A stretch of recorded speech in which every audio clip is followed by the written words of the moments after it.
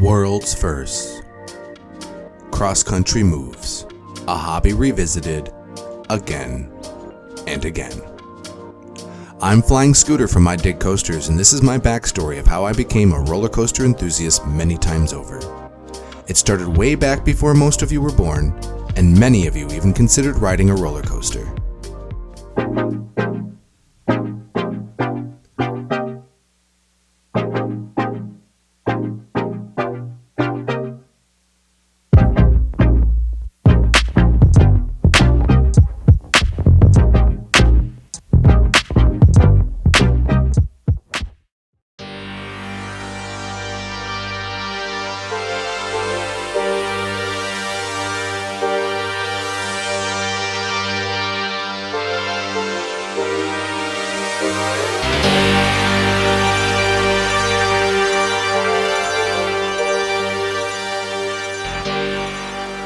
Like many in the greater Milwaukee-Chicagoland area, my first major roller coaster was the Whizzer. For those unfamiliar, the Whizzer is a Schwarzkopf speed racer model located at Six Flags Great America in Gurnee, Illinois. This model is popular with families as the lift hill, and first drop if you can call it that, are very mild and easygoing. I'm sure most kids have ridden down a steeper grade on their bikes by the time that they board this coaster for the first time. More than a decade after my first experience with the Whizzer, it was selected to be removed to make way for the bigger, newer roller coaster, Superman. Still to this day, the Whizzer is one of only 2 models in operation worldwide. So naturally, park fans cried foul in an attempt to save this beloved coaster and campaigned to save the Whizzer, and they did. And with the Whizzer now saved, it was the Shockwave that was selected to get the axe.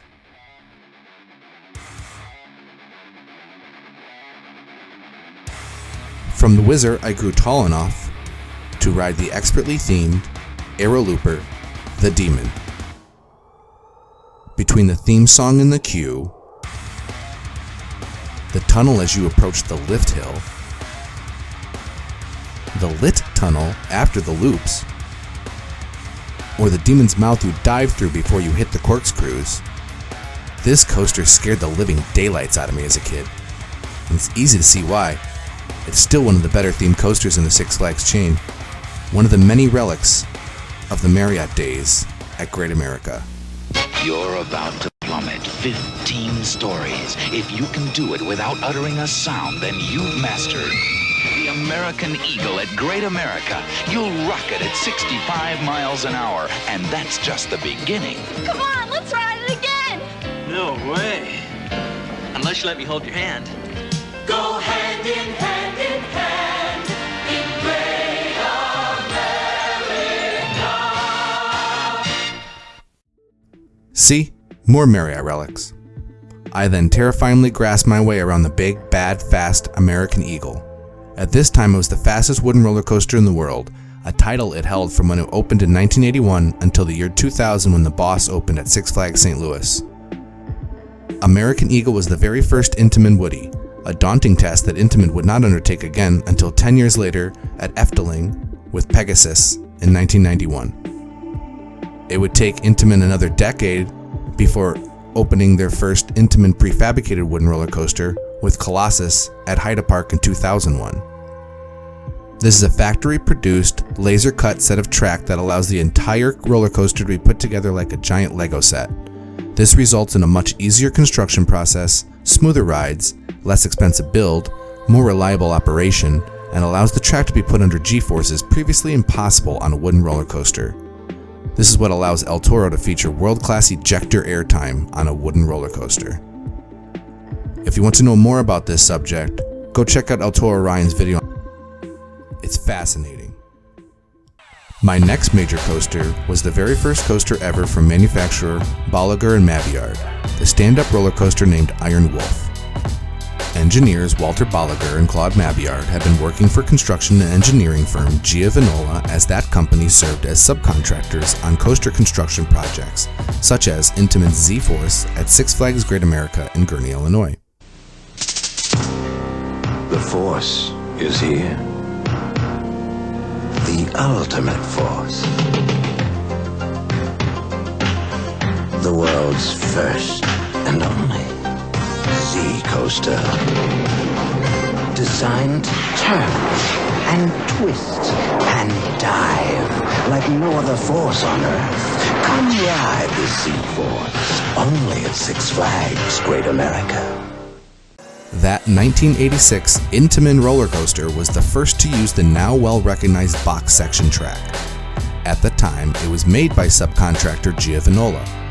Two of their engineers, Walter Bolliger and Claude Mabillard, had designed the track. They later left the firm and started their own, Bolliger and Mabillard, or simply B&M. They again worked with Great America in Gurnee, Illinois to produce Iron Wolf, using a box section track similar to that on Z-Force.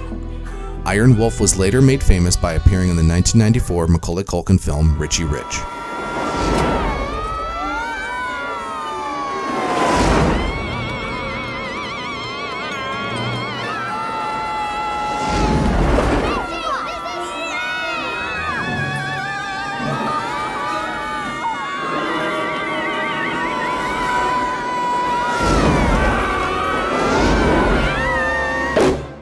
Up until now, I've only ridden 4 major coasters at my regional amusement park. And unbeknownst to me at the time, we're already neck-deep in coaster history, world-class manufacturers, world's firsts, and I was only 10 years old. At this point, I'm just like any other GP or general public. I thoroughly enjoy the coaster when I'm on them, but when I get off of them, life continues and I dive back into the other multitude of interests I have. That was until The awesome Batman the Ride, an unbelievable suspended looping thriller. Shockwave, Iron Wolf, American Eagle, Demon, soaking wet water adventures like Splashwater Falls and Roaring Rapids. And see the new Batman Stunt Show. The thrills keep coming at Six Flags Great America. So come to a park bigger than Disneyland, Six Flags Great America, where you'll get the ride of your life. Batman the Ride, the first suspended outside looping roller coaster in the world. This was the brainchild of Six Flags Great America general manager Jim Wintrob. He worked with Bolliger and Mabillard to develop his concept, and oh my goodness did they create a masterpiece.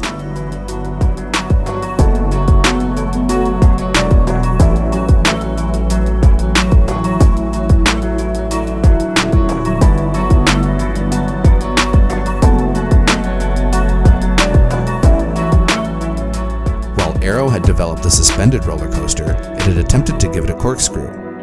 This design proved to be too dangerous for them to proceed. Just imagine the positive G's that this would have pulled through the corkscrew.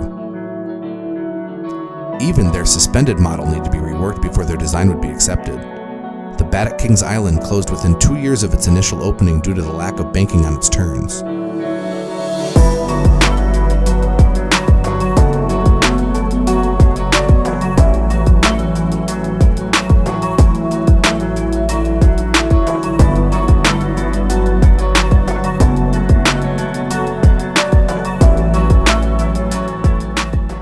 And yet, with Arrow's design changes, Iron Dragon and Ninja continue to operate to this day. They opened 6 and 7 years respectively after the Bat's initial flawed design, but they continue to operate over 30 years later. What a difference a banked turn makes.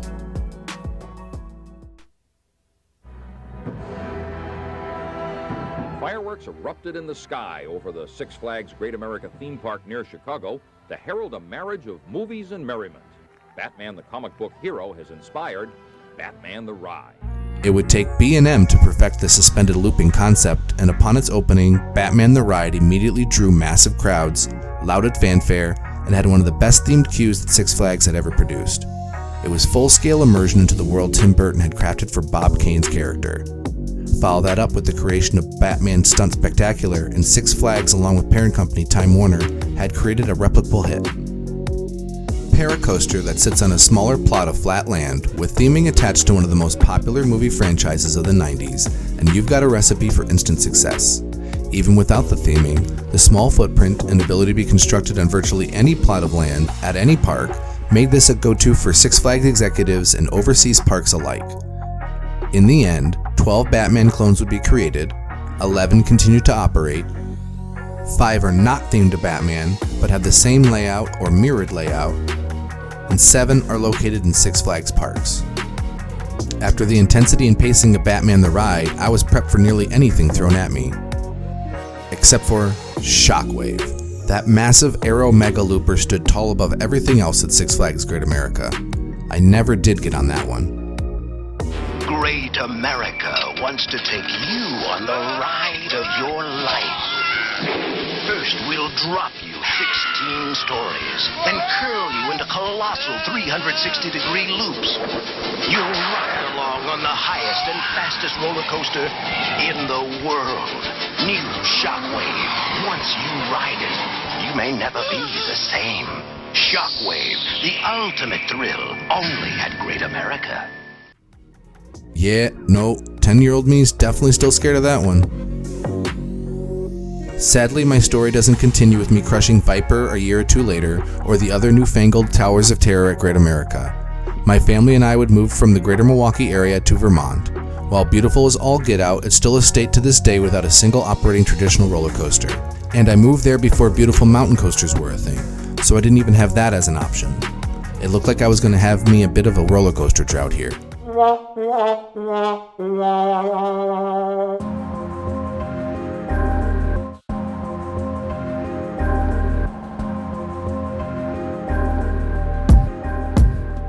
Shortly after that, my family moved to Western New York, where I oddly never visited Darien Lake, but we did make a family vacation to Cedar Point. Here I once again balked at an aero monstrosity seemingly looming in the clouds. This time it was Magnum XL 200. Both Shockwave and Magnum are my most regretful missed credits. I can never get on Shockwave, but I do hope to ride Magnum someday soon.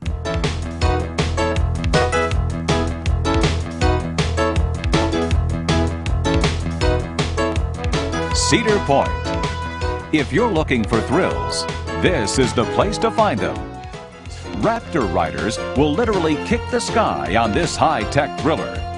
Mean Streak's twisted tangle of wooden track doesn't even give you time to scream. I distinctly remember loving Raptor and Mean Streak on my trip to Cedar Point. Granted, this was in the infancy of Mean Streak. Not unlike Shockwave, Mean Streak became much maligned in its later years of life. I came home sporting coaster gear from Cedar Point and was about as big of a coaster nerd as one could get, visiting parks once or twice a year in the mid-90s, pre-internet. Times were tough for a 13-year-old kid with a niche interest like roller coasters, handcuffed to mom and dad's vacation plans. Around this time, my family would make one of its many trips to Las Vegas. In the 90s, Vegas sold itself as a major family destination, and my parents bought that concept hook, line, and sinker. We'd visit Vegas throughout my childhood every other year or so, and we'd hit every major family-oriented attraction over the visits. I remember being bored at MGM Adventures theme park. There was little to nothing to do. I vaguely recall Lightning Bolt, its indoor then outdoor coaster, had been extended by more than twice the length when it moved outside after the park went to roughly half the footprint due to lack of attendance. Nothing to fear. Plenty to scream about. Pick up your Grand Slam Canyon theme park discount coupons at any Videotime store. Save up to $16 on our party for four. Grand Slam Canyon. Circus. I remember Grand Slam Canyon, or Adventure Dome as it was later renamed in 1997, was pink and fun but also lacking many attractions. Canyon Blaster is a well-themed, tight-clearance roller coaster that takes you up to the top of the dome and hurls you around in a custom aero looper layout. I rode the innocuous SNMC, created roller coaster atop the stratosphere, and still prefer the SNS space shot named Big Shot to any of the thrill rides up on the Strat as it's known today. During these visits, I would also get the first of my many lifetime rides on Togo's Manhattan Express, now known as Big Apple Coaster at New York Casino. Its iconic backdrop of the recreated Statue of Liberty and New York City skyline is still one of the most easily recognizable coasters in the world, albeit much maligned. Shortly after my 15th birthday, my family then moved across the country to Central Valley, California. My new home parks were Six Flags Marine World, later renamed Six Flags Discovery Kingdom, and Paramount's Great America, later renamed California's Great America when Cedar Fair purchased all the Paramount parks in 2006 for $1.24 billion. The other Great America in my life is where I would meet another coaster that would blow my mind, the first ever gravity-driven flying coaster, Stealth. Until now, here we go. This has never been done.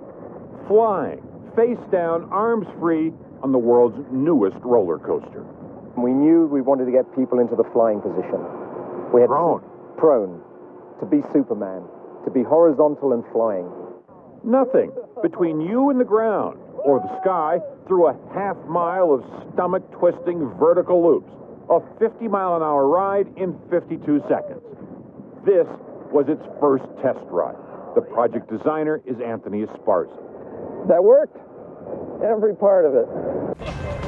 This one starts you backwards. Riders don't know what's going to happen. Then it flips you over, eyes down. 110-foot drop, you come within 10 feet of the ground.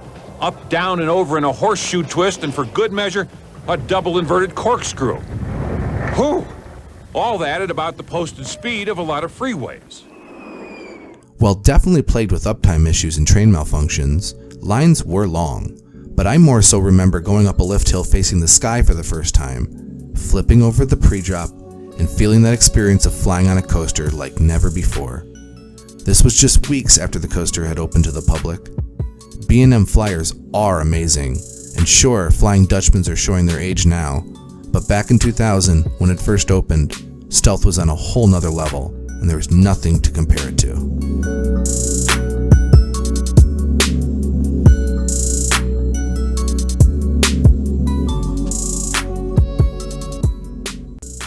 Living in Central California for my senior year of high school had its perks. One of our senior class trips was to Six Flags Marine World. It was here that I got my favorite coaster memory of all time. I was waiting in the queue for the year-old Intamin Impulse Vertical Velocity, aka V2, and near me was my high school US history teacher, Mr. Carlin. We began talking coasters, and I casually dropped a mention of Cedar Point and myself chickening out at Magnum, but personally loving Raptor and Mean Street. He is clearly beaming with excitement and mentions he goes to Cedar Point all the time, and it's one of his favorite places. Not many can claim to have a coaster-loving high school teacher, and fewer still can claim that they rode a coaster sitting next to them.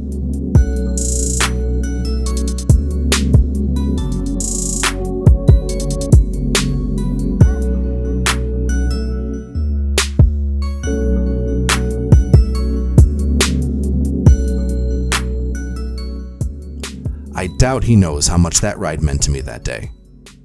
Respect, West Side. On top of that memorable day, my school had also put together the ability to attend Disney's Grad Night. Having just moved to California a couple years prior, I didn't know that this was a huge deal in California and surrounding states. Every year since 1961, Disneyland has welcomed outgoing seniors as a special place to gather and celebrate. I got night rides in Big Thunder Mountain Railroad and then took a safety meeting while on Alice in Wonderland and Haunted Mansion. The experience was unparalleled as we stayed in the park until 6 a.m., completely surrounded by other 17 and 18-year-old grads. DJs playing music everywhere, bonkers to see quaint Disneyland roll out the red carpet for teens. But the history of the event makes complete sense. The initial idea came from a student named Joe Sibilia during a student council meeting. Host Grad Night at Disneyland. Grad Night Parents Committee representative Betty L. Meek thought that trying to move the entire event over to the park wasn't practical, but after thinking over the idea, she was compelled to pitch it to the PTA committees from 2 other schools in the areas. Between the 3 schools, they had 800 graduates. The key to the plan was that students would not be allowed to get themselves over to the theme park for the party themselves. By making sure all 800 students took buses from their respective schools to the park, there would be a far smaller likelihood of any drunk driving. See?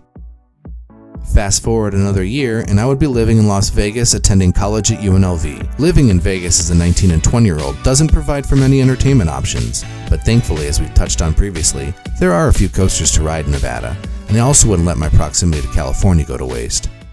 X has landed. Explore a new dimension. Action that exceeds all expectations.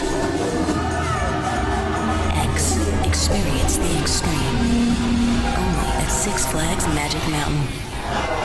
Now, the extreme park. In 2004, here I rode the world's first 4D coaster X for the first time, and got on the giant Vekoma Boomerang Deja Vu when it was an enjoyable ride prior to its rough move to Six Flags New England. I also got on Goliath, my first hyper, where I proceeded to lose my cell phone on one of its camelbacks. Remember Giovanola from a few minutes ago? Goliath was their second attempt, and second to last, at designing and engineering their own roller coaster. Like X for Aero, these coasters proved too much to handle for both Giovanola and the incomparable aerodynamics. Both would file for bankruptcy in 2001.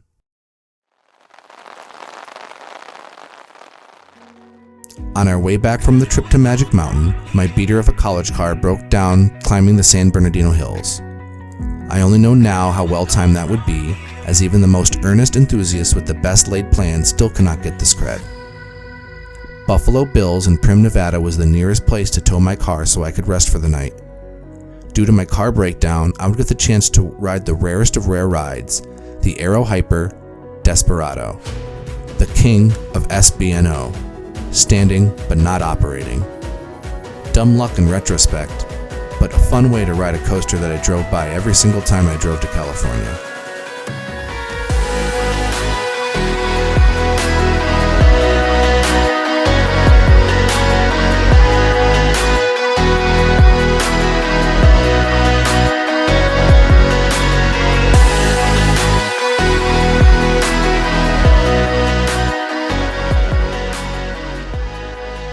See, the biggest problem of riding roller coasters in Nevada is there's no parks to really speak of besides Adventure Dome, and they didn't get a major coaster until 2014, so to be able to get a day filled with coaster rides, you had to shell out the per ride fee again and again. It doesn't scream be a coaster-minded enthusiast, it says, yeah, I can run it next time and save the cash. But Vegas being Vegas, all good things must come to an end. In 2011, they announced the oncoming closure of the Sahara Hotel, and with it, its premier launch coaster, Speed the Ride. I wasn't going to let this coaster go without me riding it, and I was blown away. This was easily the best coaster in Vegas, and due to its odd location and NASCAR theming, I'd put it off until it was slated for removal. Sadly, it sits in the hot Vegas sun year after year since its removal in 2012. Check it out next time you're in Vegas. It's behind the Akita Plaza. You know, the coaster stored behind the McDonald's near Mandalay Bay. Take a look at this satellite view.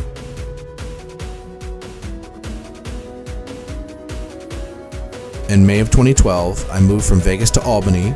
Another coaster wouldn't cross my path until I took my daughter to Sesame Place in Langhorne, Pennsylvania for her 4th birthday in 2018. Here I went on Oscar's Wacky Taxi, and wow, I had never experienced a family coaster like that. Gravity Group, wow. We went on with my barely turned 4-year-old, and she was rightfully clutching for her life just like I did on American Eagle years prior. We oddly did Vapor Trail second, but hey, she got both creds on her 4th birthday weekend.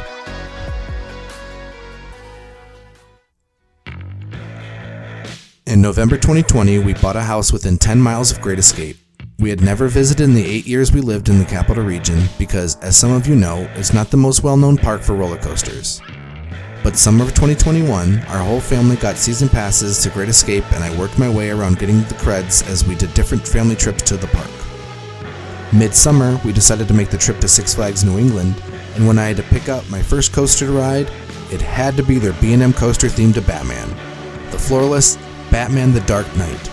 And only again did I realize how much the B&M lift hill is the sound of my favorite rides, how much I miss roller coasters, how beautiful the view of the Connecticut River is from up here, and I'm never letting this go again.